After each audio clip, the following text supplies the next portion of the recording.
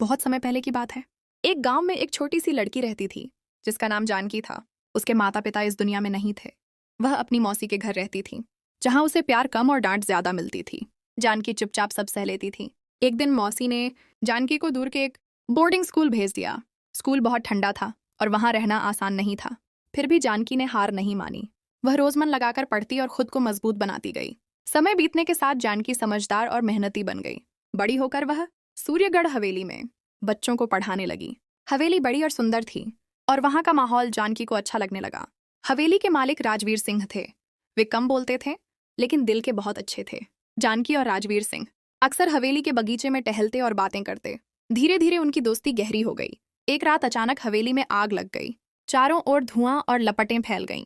जानकी ने डरने के बजाय हिम्मत दिखाई और राजवीर सिंह को सुरक्षित बाहर निकाल लिया। कुछ समय बाद राजवीर सिंह ने जानकी से शादी की बात कही। ये सुनकर जानकी बहुत खुश हुई। उसे लगा कि अब उसकी जिंदगी में भी खुशियां आएंगी। लेकिन शादी के दिन एक दुखद सच्चाई सामने आई। राजवीर सिंह की पहले से एक पत्नी थी जो बीमार होकर अलग रहती थी। जानकी का दिल टूट गया। उसने शांत स्वर में कहा कि अब उसका वहां रहना ठीक नहीं है और वह हवेली छोड़कर चली गई।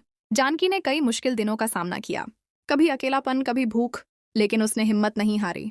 कुछ अच्छे लोगों ने उसे अपने घर में जगह दी और उसे सहारा मिला। एक शांत रात हवा के साथ किसी ने उसका नाम पुकारा, जानकी। उसका दिल कांप उठा। उसे समझ आ गया कि उसे वापस जाना चाहिए।